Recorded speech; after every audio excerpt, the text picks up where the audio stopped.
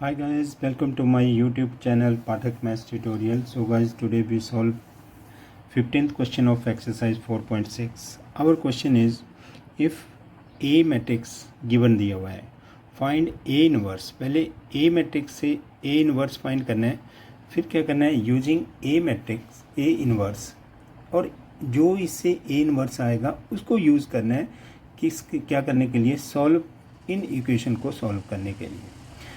बस थोड़ा सा क्वेश्चन को घुमाया हुआ है, करना वो ये है जो इसके एक्स वाई जेड के कोफिशिएंट हैं वो इस मैट्रिक्स में है, ए मैट्रिक्स में है। बस थोड़ा सा कंफ्यूज किया हुआ है, तो इसलिए right here given A matrix क्या दिया हुआ है हमारे पास, दैट इज 2 3 1 -3 2 1 5 -4 और -2। ए मैट्रिक्स दिया हुआ है।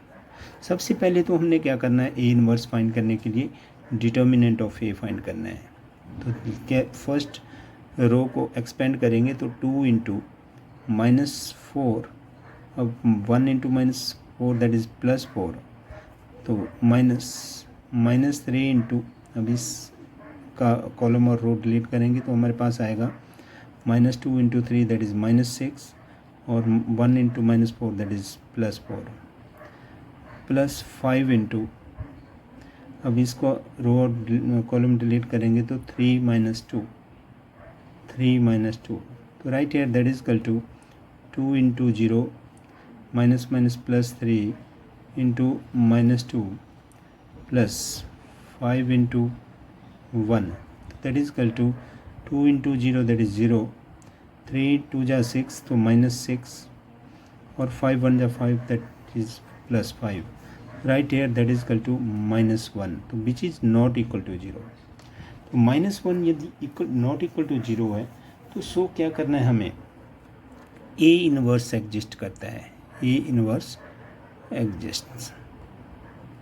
यदि ए इनवर्स एग्जिस्ट करता है तो हम इसके कोफैक्टर्स निकाल सकते हैं, C11 C21 C31। पहले इन तीनों का निकाल देते हैं। तो इन तीनों में देखना है नेगेटिव कौन सा है, जिन दोनों का को ऐड करके ऑड आ रहा है वो नेगेटिव है, तो it means 2 + 1 that is 3 odd में है तो ये नेगेटिव होगा, बाकी पॉजिटिव, ये दोनों तीनों। तो 2 हमारे पास C11 की पोजीशन में, इसका कॉलम और रो डिलीट करेंगे, हमारे पास बनेगा -4 और +4 दैट इज़ 0, तो राइट है 0। अब C21 3 की पोजीशन में है, तो इसका कॉलम और रो डिलीट करेंगे तो 3 2 जा 6 -5 दैट इज़ 1, बट -1, और 3 1 ये 1 की पोजीशन में है, तो इसका कॉलम और रो डिलीट करेंगे तो 4 3 जा 12 -10 दैट इज़ 2, तो राइट है 2। अब है C12 C22 C32। अब इन तीनों को सॉल्व करेंगे। पहली तो बात है ए नेगेटिव है, क्योंकि इन दोनों का सम ऑड में आ रहा है, इन दोनों का सम ऑड में आ रहा है। अच्छा, तो इनकी पोजीशन सेकंड कॉलम में है, तो -3 का रो और कॉलम डिलीट किया तो -6 + 4 -6 + 4 दैट इज इक्वल टू -2 बचा, माइनस क्या हो जाएगा +2। अच्छा, फिर है 2 की पोजीशन में है C22, इसका कॉलम और रो डिलीट किया तो -4 -5 दैट इज़ -9, तो -9 राइट हियर।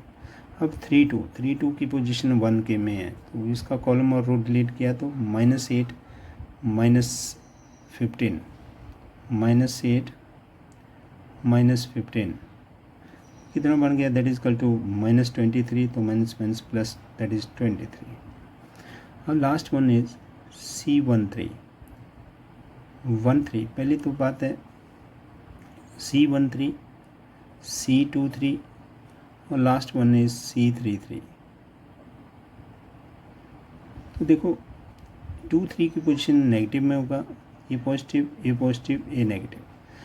1 3 की पोजीशन होगी ये 5 में, इसका कॉलम और रो डिलीट किया तो 3 - 2 दैट इज़ 1, तो राइट हियर 1। ये नेगेटिव में आएगा बाय डिफ़ॉल्ट, तो इसका क्या होगा, -4 की पोजीशन में होगा। इसका रो और कॉलम डिलीट करेंगे तो 2 + 3 दैट इज़ 5, तो राइट हियर 5। और -2 की पोजीशन में है C33, तो इसका रो और कॉलम डिलीट होगा। 4 + 9 तो दैट इज़ 13, ये आ गया। तो फिर एडजॉइंट ऑफ ए क्या बन जाएगा, adjoint of A that is equal to क्या बन गया, 0 - 1 2, अब 2 - 9 2 - 9 23, 1 - 5 और राइट हियर 13, ये आ गया हमारे पास एडजॉइंट है। दिस इज एडजॉइंट है। इसका क्या करना है, ट्रांसपोज करना है। तो ट्रांसपोज करेंगे तो क्या बन जाएगा, रो को कॉलम में डिलीट चेंज करना होता है और कुछ नहीं है। 0 to 1 -1 -9 -5 और राइट हियर 2 23 और 13, ये हमारे पास एडजॉइंट ए आ गया। अब हमें फाइंड करना है ए इनवर्स। ए इनवर्स क्या होगा, that is equal to 1 / determinant of A into adjoint of A. That is equal to क्या बन जाएगा, देखो that is equal to 1 / -1 into adjoint of A बन गया 0 to 1 -1 -9 -5 और 2 23 और 13। अब देखो, अब यहाँ पर इसको मल्टीप्लाई करने की ज़रूरत नहीं है, बट यहाँ पर यदि ओनली माइनस से मल्टीप्लाई करना है तब कोई दिक्कत नहीं है। पर चलो बाद में करना है तो बाद में कर लो, अभी करना है तो अभी कर देते हैं, क्योंकि और डिजिट होगा अपॉन में तब नहीं हम सॉल्व मल्टीप्लाई करेंगे। तो माइनस से मल्टीप्लाई करेंगे तो हमारे पास बन जाएगा, देखो मैट्रिक्स, इनके साइन अपोजिट हो जाएंगे। 0 - 2 -1 1 9 5 और लास्ट वन इज -2 -23 और -13, ये आ गया हमारे पास क्या, ए इनवर्स। अब देखो ए इनवर्स तो हो गया। अब हमें हमारे पास गिवन है, देखो गिवन क्या है, गिवन इक्वेशंस दी हुई हैं।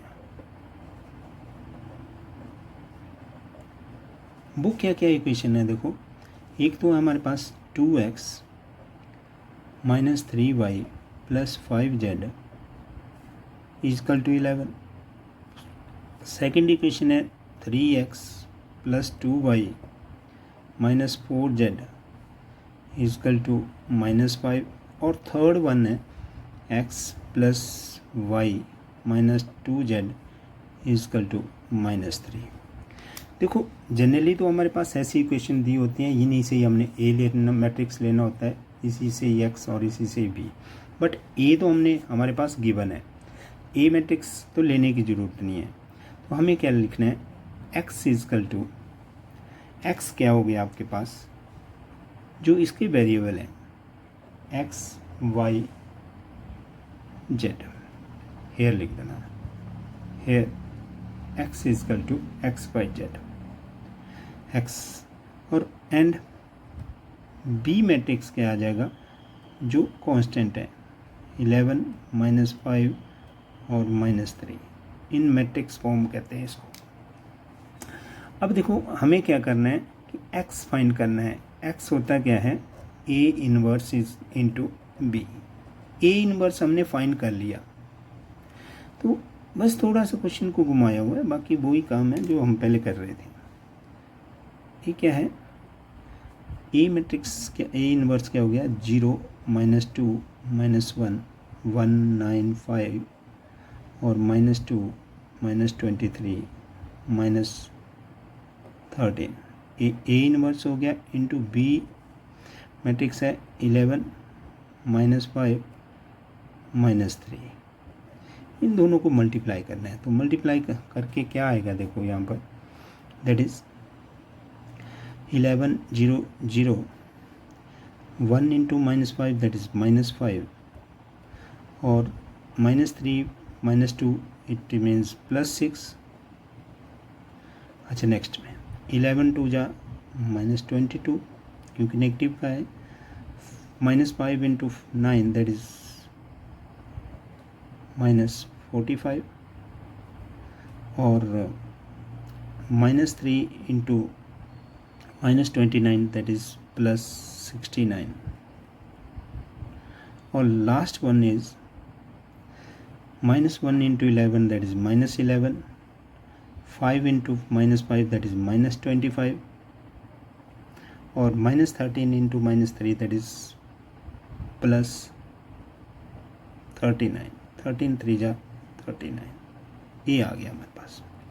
तो इसको हम सॉल्व करेंगे तो x को तो हम लिख देंगे दैट इज़ क्या, x y और z राइट है, दैट इज इक्वल टू, और इस साइड हो जाएगा मैट्रिक्स इसको सॉल्व करके तो -5 + 6 that is 1, -22 -45 that is 67, -67 + 69 that is 2 plus का, -11 -25 that is -36 + 39 that is right here 3। तो hence लास्ट में लिखनी है लाइन hence x के सामने जो होगा वो x की वैल्यू, hence x = 1, y = 2 और y के सामने 2 है, z के सामने 3 है तो and z = 3। तो which is the required solution of question number 15। Thank you guys।